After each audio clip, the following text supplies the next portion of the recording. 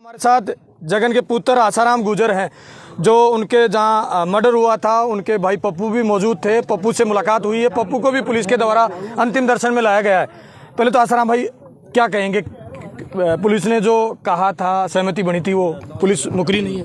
नहीं मुकरी, नहीं काम ही नहीं हुआ। ट्रांसफर की बोल रहे थे वो भी नहीं हुआ है ना कुछ। वापस वहीं ले गए? वापस वहीं ले गए अजमेर। पप्पू, अब आपको पूरा घटनाक्रम का पता लग गया है। पहले आपसे मुलाकात नहीं हुई थी भाई से, अब आपके चाचा पप्पू से मुलाकात हो गई है, क्या बातचीत हुई? उन्होंने बोला कि डॉक्टर द्वारा गोली दी गई है नशे की। वो चौधरी डॉक्टर बता रहे थे, कोई चौधरी था, और उनको उसको विष्णु वाले सेल्स में बंद कर दिया है। पर्दा डाल के उनका गला दबाया गया है, फिर उनको पंखे से टांगा गया। पंखे से जब नहीं टांगा गया तो फिर रस्सी खींच के उसको मारा गया, गले पे निशान बनाए गए। क्या एक्शन लेंगे? अब पूरा सर्व समाज सुन रहा है कि जगन गुर्जर की हत्या कैसे की गई। एक पुलिस अधिकारी के द्वारा यह कह दिया जाता है कि विष्णु ने मारा है, और मैं पप्पू से खुद बात करके आया हूँ, वो कह रहे हैं कि ये मेरी चड्डी धोता था। वो कहाँ मार सकता है? ये तो प्रशासन ने, जेल सुप्रिटेंडेंट ने, पुलिस वालों ने मारा है। नहीं, उसके ऊपर तो रखा है, मोहरा बनाया है उसको। तो विष्णु सरकार दबाना चाहती है, पूरी दबाना चाहती है मामले को पूरे। मैं तो हाई कोर्ट तक जाऊंगा, सुप्रीम कोर्ट तक जाऊंगा, जहाँ सुनवाई नहीं होगी तो आगे भी जाएंगे। जो बातें करनी थी वो आपने आपके चाचा पप्पू जी की है? हाँ की है। वो बोल रहे थे कि मेरा भी जल्द से जल्द ट्रांसफर कराया जाए, मेरे को खतरा है, मेरे से जेलर बोल नहीं रहा है। बार बार मैं जब कल लोगों से बातचीत कर रहा था, लोगों ने सवाल उठाए थे कि इसमें नेता भी लिप्त हैं।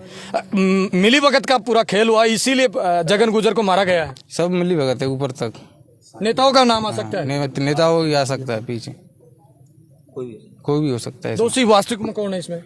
और ये तो जांच होकर पता पड़ेगा कौन है। बस आपने पूरा घटनाक्रम सुना है, कैसे देखते हैं? पप्पू आया था, पप्पू बार बार रो रो के कह रहा था कि विष्णु हत्यारा है ही नहीं। देखो, पप्पू आया था, मैंने स्वयं उनसे पूछा था मैंने कि जगन की मृत्यु कैसे हुई, तो उन्होंने कहा था कि जेलर ने एक दिन पहले मेरा ट्रांसफ़र दूसरी जेल में कर दिया और 8-7 लोगों ने मिलकर जगन की हत्या की है। इतना ही बताया था मेरे को। पूरी प्लानिंग के तहत ये पूरा हत्याक्रम हुआ है। अब इस हिसाब से तो ये कि कोई बच्चा होगा, अंधा भी होगा, वो भी समझ जाएगा कि क्या प्लानिंग की थी इन लोगों की। और ये जो कुछ भी सब सोची समझी चाल थी। जब 2 भाई एक बैरिंग में थे तो एक को अलग कर दिया जेलन ने और दूसरे को शिकारियों के हवाले कर दिया, तो ये सोची समझी साजिश नहीं है। और फिर पप्पू ने खुद बताया है कि उसकी मतलब 8-7 लोगों ने मिल के हत्या की है, तो इसको अब क्या लोगे? सरकार और प्रशासन और जेल से तो अब लोगों का भरोसा ही उठ गया। जहां लोग न्याय के लिए या अपराधी बनता है उसको अंतिम दर्शन के लिए वहां ले जाया जाता है, उसमें हत्या कर दी जाती है। देखो, न्याय पे हमें पूर्ण विश्वास है और हमें ये है कि सरकार से हमारी हाथ जोड़ के विनती है, हमारे साथ न्याय किया जाए। अगर ये न्याय नहीं मिला तो धौलपुर ज़िले में ऐसा उत्पात होगा कि आज तक हुआ नहीं होगा। कब से आप इस न्याय के लिए लड़ाई लड़ेंगे? आज ही FIR करवाएंगे जो नाम बार बार पप्पू बता रहा था उनके खिलाफ? हमने उनसे 3 मांग की थी। पहली मांग थी कि पप्पू को धौलपुर या भरतपुर शिफ्ट किया जाए, तो आज वो लाए नहीं, पप्पू को लाए लेकिन आज वापस ले गए उनको। तो 1-2 दिन और इंतज़ार करते हैं इन लोगों का कि अपनी मांग पे हैं या नहीं है। और जो CBI जांच के लिए कहा था उसमें कहाँ तक ये लोग काम करते हैं या नहीं करते हैं। तो हम तो आंदोलन तो करेंगे अगर हमारी एक भी मांग इन लोगों ने नहीं मांगी। इन लोगों ने हमें लिखित में मांग दी है, सारी की सारी लिखित में दी हैं, 3 मांगे इन्होंने हमें। जगन को प्लानिंग के तहत सांसें ली जाती है उसकी।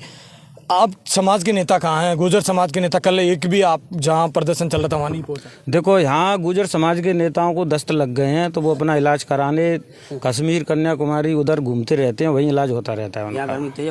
वो किसी की सुख दुख में जाने लायक रह ही नहीं है, उनके हाथ पैरों में दर्द रहता है, वो चल फिर नहीं सकते हैं, अपाहिज हो चुके हैं। लेकिन नज़दीक वोटों का समय आता है तो वो आपके दर्द भटकेंगे, आपके आंगन तक पहुँचेंगे। जब वोटों का नज़दीक आता है तो समाज की दुआई खिंच जाती है और हर किसी के दरवाजे पे अपने से छोटों के भी पैर छूने लग जाते हैं ये लोग।